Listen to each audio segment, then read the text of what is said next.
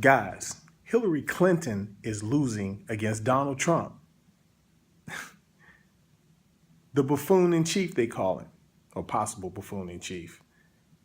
This is a guy who, not long ago, probably about a year ago, maybe a year and a half ago, said that he wished his daughter wasn't his daughter. He said that he would date her if she wasn't his daughter. That's disgusting.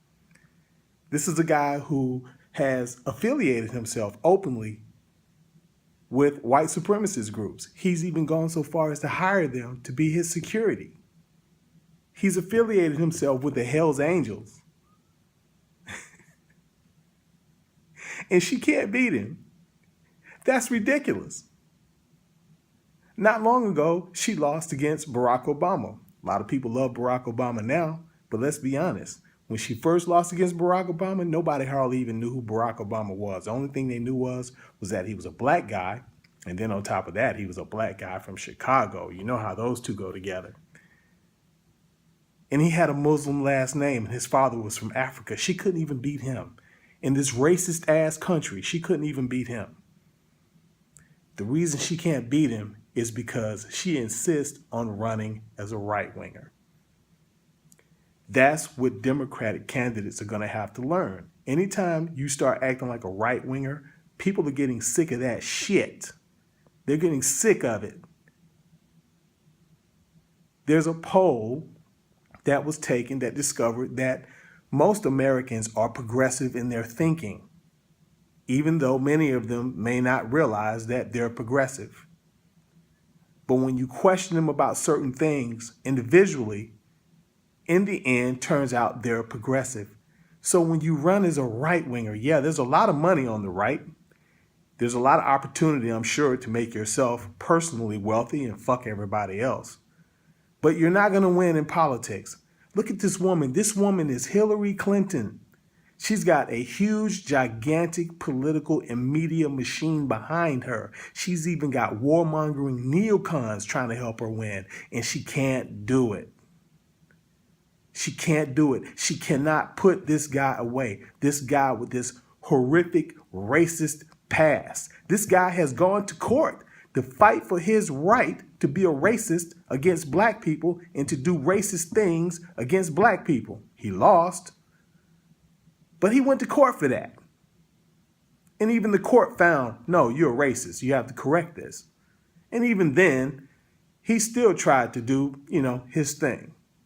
He tried to not do what the court told him to do, which is something that Republicans frequently do. Now on to something else. This thing about the protests with the NFL, that's a fucking joke. Look, I haven't stood for the national anthem in years. I haven't stood for the national anthem. If you look at that fourth verse in particular, it was a guy who was basically venting about the fact that he was a little pissed off that black slaves decided to join the Brits and fight for their freedom. And he was very graphic about how they were going to pay the price for it. Now, if you're a white person, you want to stand up while the national anthem is playing, go ahead and do it. But don't insult me as a person of color by expecting for me to stand up for that same song. I don't expect for white people to understand. To be perfectly honest with you, I don't give a fuck if you understand or not. You know? But actually, that song is actually an insult to the military. We claim the military fights for freedom. Well, that song, particularly the fourth verse, is anti-freedom. It's anti-freedom. Does our military go around and try to fight to enslave people? Now,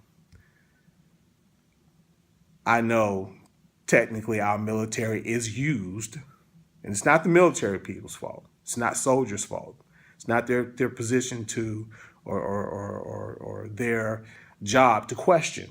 But our leaders use them, I guess you could say, for reason to enslave people, to rob people, to murder people. They use them like a tool, which is unpatriotic. That's unpatriotic in the biggest way. You probably should be hung for such a thing. I don't think you should be hung for not standing while the national anthem is playing, especially when you look at what the national anthem is really about, idiot.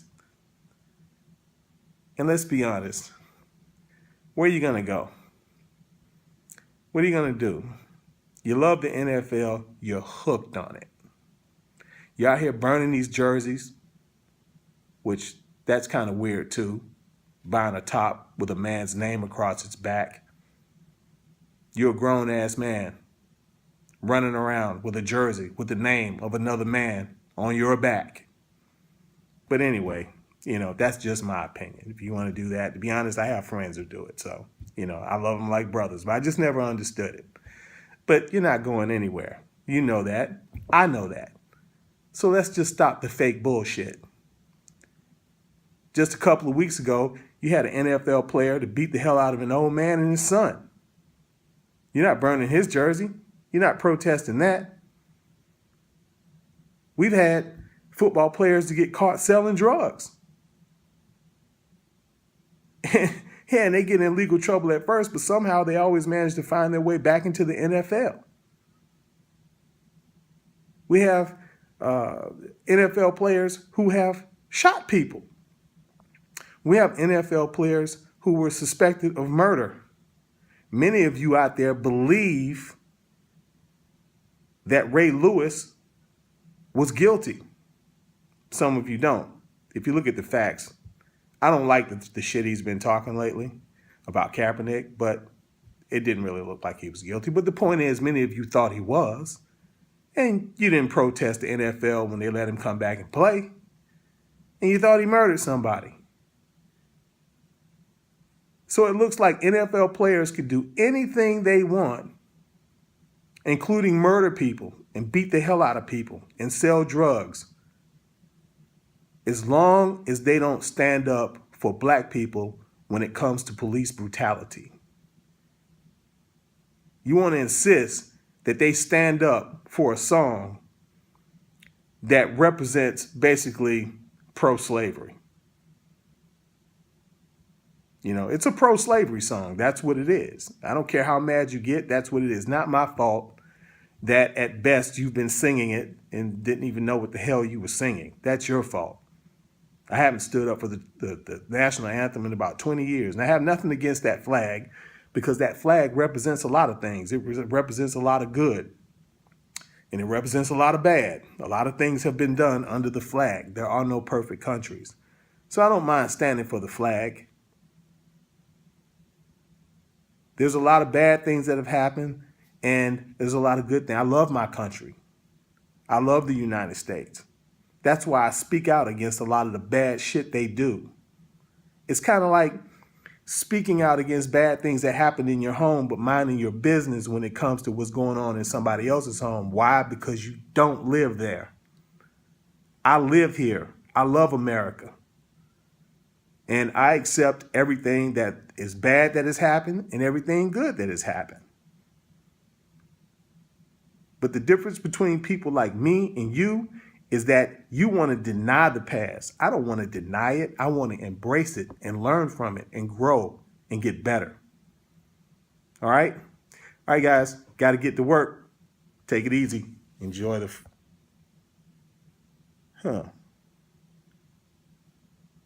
Just enjoy the weekend. Period. There's so much going on here in the Bay Area. I was going to tie it down to one thing, but enjoy the weekend and enjoy the NFL this weekend. All right? Later.